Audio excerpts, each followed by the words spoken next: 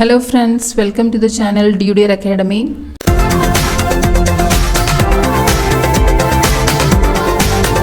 Here I am discussing the part 4 of the question paper discussion, that is SCT Staff Nurse 2010 question paper, Sri Chitra Tirunal Institute for Medical Sciences and Technology 2010 Staff Nurse examination. So here I am also discussing here the 10 questions, which is from 31 to 40. These are the questions I am discussing.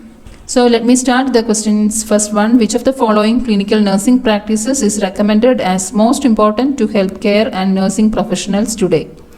Options are primary care nursing, community-based nursing, authoritative nursing, evidence-based practice. So question is, which clinical nursing practice is recommended as most important today to the healthcare and nursing professionals?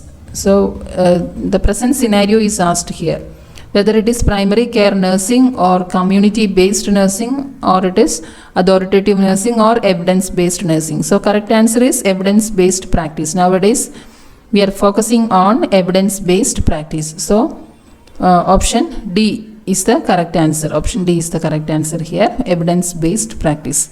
Then question number 32. The oral clinical thermometer records a temperature of 102 degree Fahrenheit in a patient scheduled for surgery, but the patient is febrile to touch. The first thing to be done by the recording nurse is to. Option is inform the in-charge nurse, inform the doctor, validate the findings, document the finding. So the question, once more, the question is, the oral clinical thermometer records a temperature of 102 degree Fahrenheit in a patient scheduled for surgery, but the patient is febrile to touch. So the first thing to be done by the nurse, recording nurse, is to. So here the correct answer is option C, validate the finding. That is the correct answer. Option C is the correct answer. The most important thing is to validate the finding.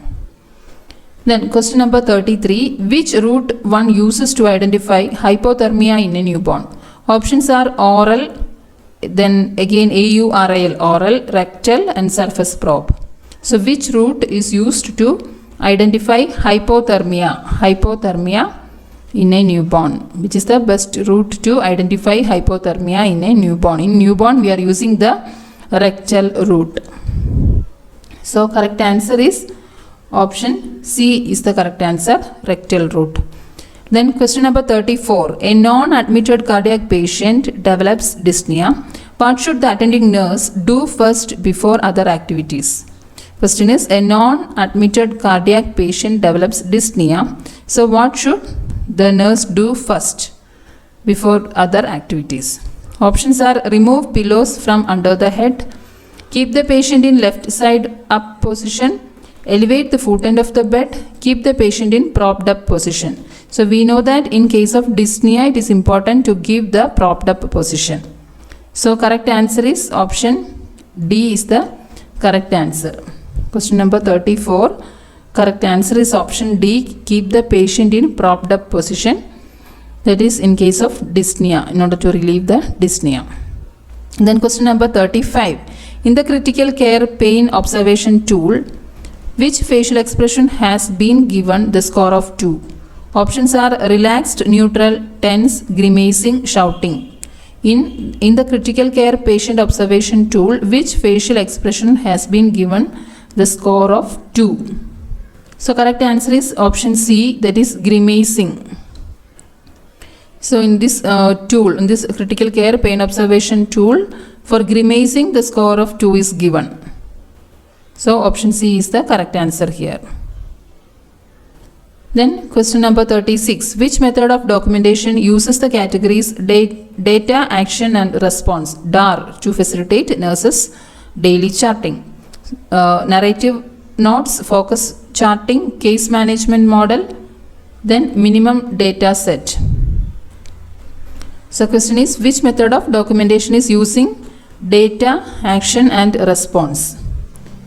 So here the correct answer is focus charting. In case of focus charting, we are using data, action and response. These categories are used in focus charting. So option B is the correct answer. Option B is the correct answer, focus charting. Then question number 37. When implementing the plan of care for a patient receiving intravenous therapy, which nursing practice would be most appropriate? Changing the IV catheter entry site daily, changing the tubings every 8 hours, increasing the rate to catch up if the correct amount has not been infused at the end of the shift, monitoring the flow rate once every hour.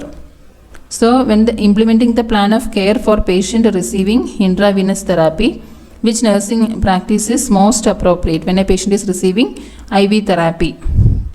So, whether it is important to change the IV catheter site daily, changing the tubing every 8 hours, increasing the rate to catch up if the correct amount has not been infused at the end of the shift, monitoring the flow rate once every hour. So, correct answer is option D.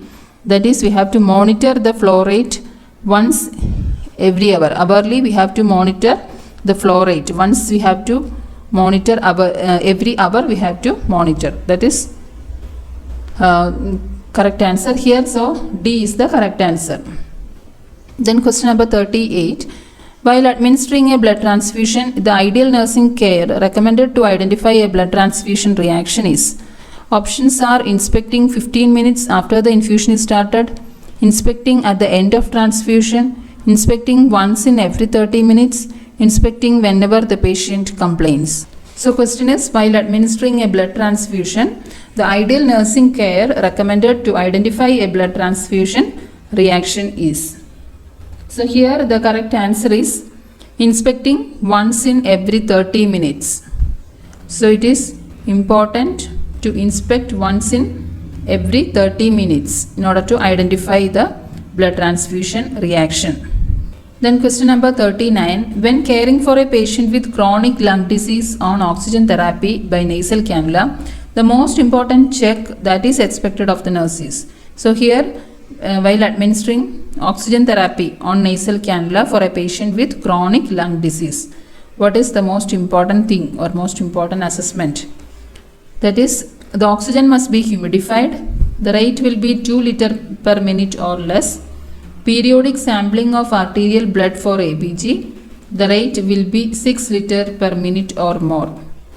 So here it is important in case of patients with chronic lung disease. When we are giving oxygen therapy by nasal cannula, the rate will be 2 liters per minute or less. That is the important assessment from the part of the nurse rather than all other options given. The rate will be 2 liters per minute or less. That is important check that is expected from the part of the nurse. So option B is the correct answer. Then question number 40. Which nursing action is inappropriate when performing oropharyngeal suctioning on a client? While which nursing action is inappropriate when performing oropharyngeal suctioning on a client? Options are using sterile technique, applying suction as the catheter is being introduced, flushing the catheter with saline between catheter insertions, limiting suction to 15-second intervals at one time.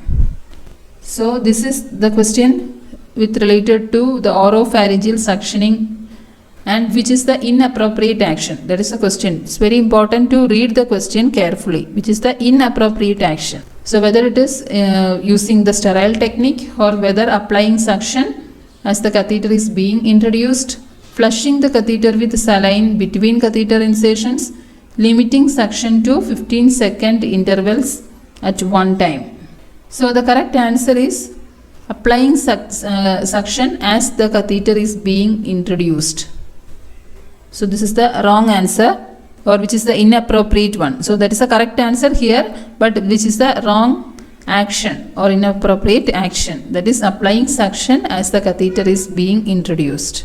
So these are the 10 questions I have discussed. So thank you all of you.